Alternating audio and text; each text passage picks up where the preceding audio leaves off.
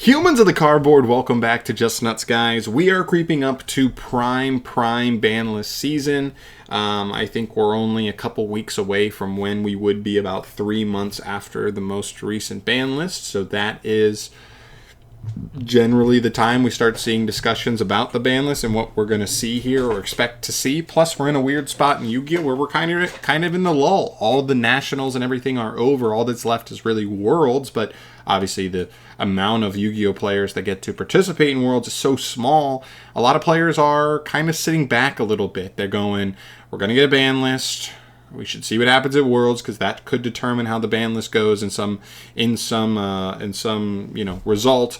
And I don't want to commit to a deck that I think might potentially get hit and then have to pivot into something else. So I'm going to sit back, wait for a ban list, and then move from there. And I totally understand that. It's hard to get committed to a deck and try to learn, put time into a deck that could ultimately not be as good or maybe even not be playable at all, depending on how that shakes out. But I'm going to run through some of my thoughts, some of my general thoughts about where we are with the format. I think the format's not that bad. I think post this ban list, we're looking at a format that's not too shabby. That's kind of the bigger thing that I'm looking at as of right now. But let's just get into it. Let's see where we're at, and I'll explain as we go. We kind of have to start with the biggest deck in the room because this deck has been a menace for a minute. It's got to be Kashtira. This deck is gatekeeping multiple decks out of the format. If you look at your deck and it's not already like a tier 1.5 type deck, and you go, how do I handle a Rise Heart? And your deck doesn't have a great way to do it, you can probably already consider your deck unplayable. So I'm not going to say a Rise Heart needs to be banned. I think we can leave him where he is.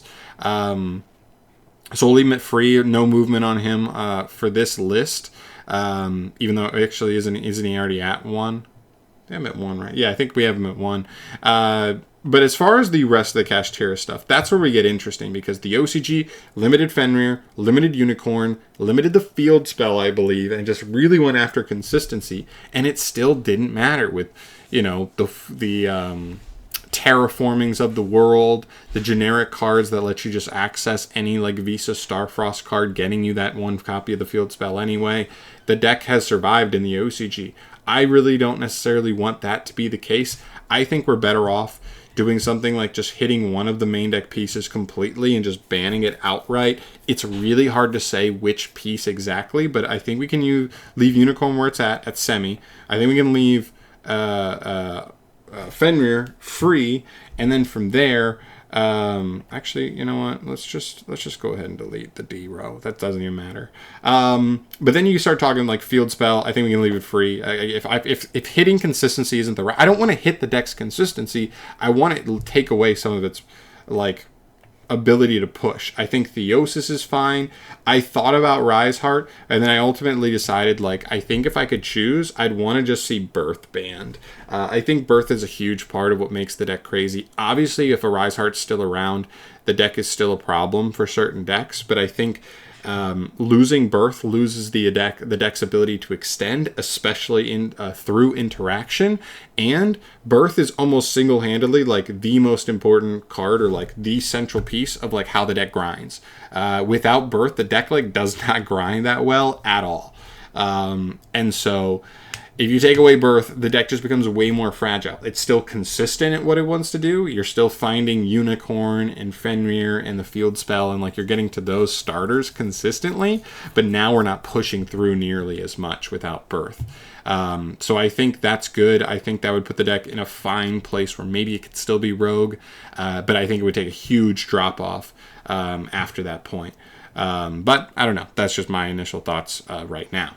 From there, another engine I want to see hit is definitely Labrynth. I think maybe even straight up like after Kashtira, Labrynth may just be the next best deck in the game. This deck is really scary. There's really two things that I really think about. I don't really care about the Labrynth engine. I think the Labrynth engine is cool. I think it's fun.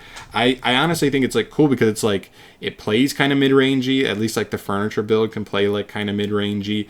And setting normal traps isn't that crazy, except for when you're like, oh yeah, some crazy floodgates exist. So Eradicator, Epidemic Virus, I think this needs to go.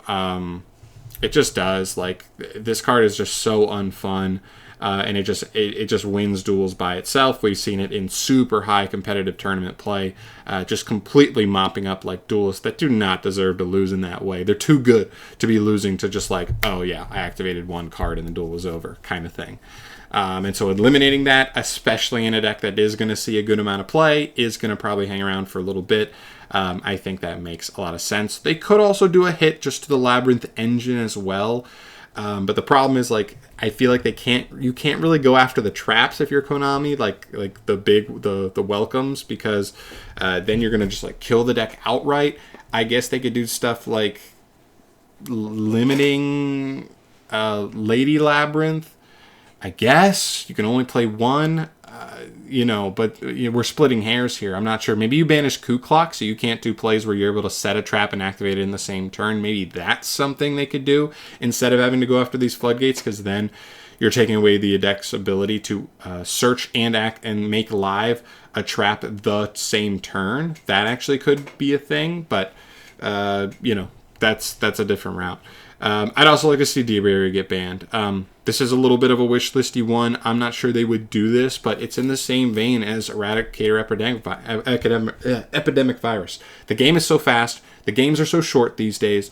If you get D-Barriered and cannot play for a turn, you probably just lose. Your opponent probably just runs away with advantage on the next turn, or just straight up kills you and the duel is over. I don't like that. Plus, these are both cards that like make going first like an atrocity to play against. And we don't need it. We honestly just don't. Going first is already enough of an advantage anyway.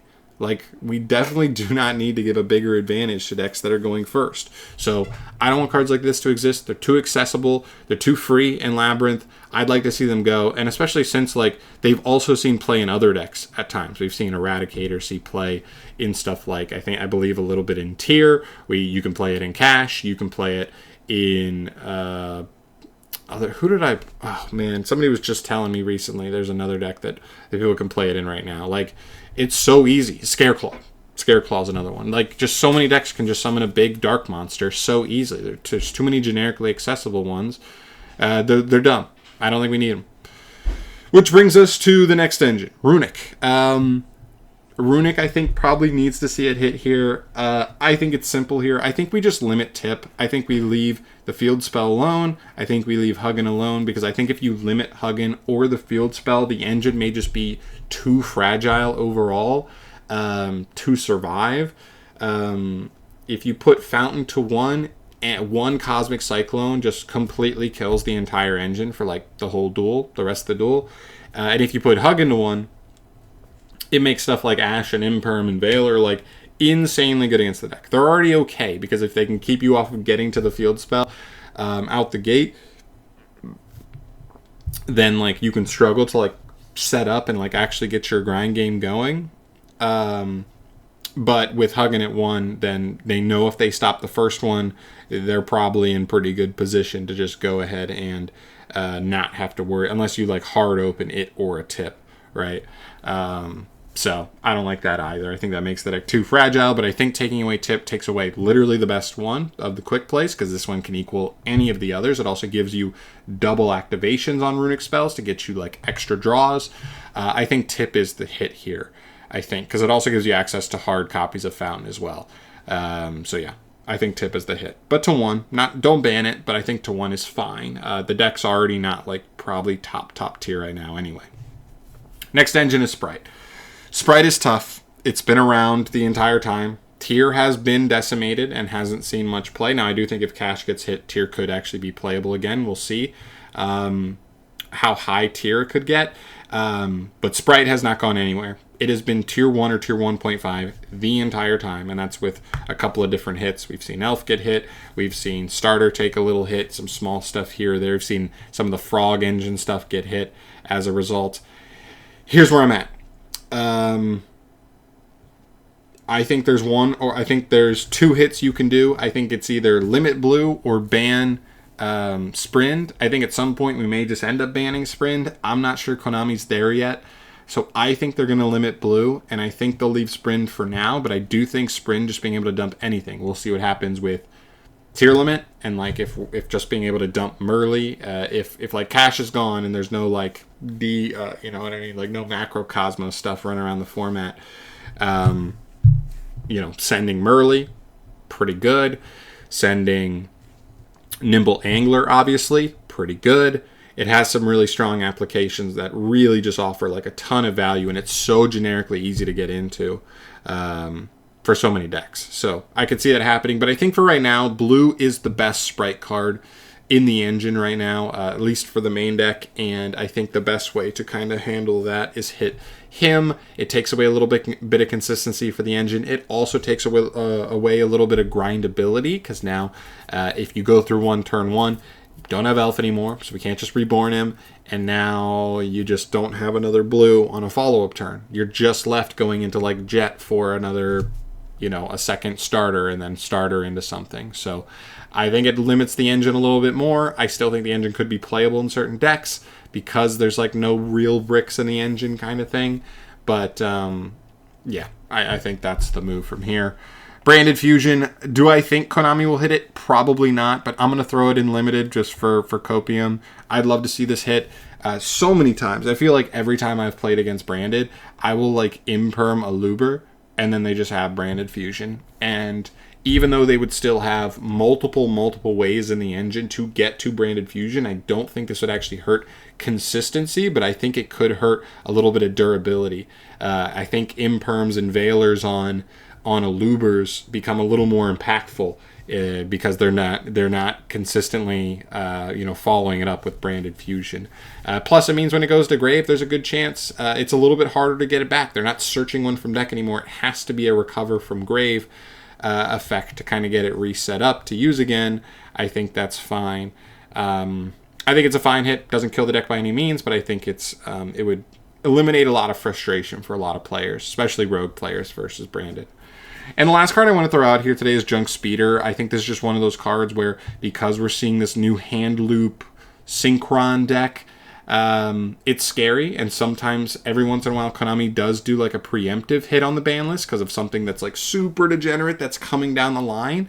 Unfortunately, I just think luckily this deck is not consistent enough. I've heard multiple people say that it is just not consistently able to do what it wants to do. So I don't think it's going to see a ton of high tier success. We may see it top here and there because its turn one play is just so good. And if somebody's just, to be honest, lucky for a longer tournament and just like seeing the winning hands going first and winning die rolls, I think they're fine. But if they're only doing it 3/4 of the time anyway, there's definitely going to be a lot of tournaments where they lose 2 or 3 matches just to the deck not drawing playable, really. So, yeah, it just is what it is. But yeah, that's pretty much it. That's what I think. There may be some stuff that slipped through the cracks on me on this one. If you think there's anything I didn't discuss here that you think definitely warrants discussion for the ban list, please throw in the comment section down below. I will give you my thoughts there. I'll be popping in on that discussion for sure. So let me know your thoughts on that stuff. But otherwise, let me know your thoughts on the ban list as a whole, what you want to see, what you're expecting to see. And thanks for watching. I'll see you guys in the next video. Peace.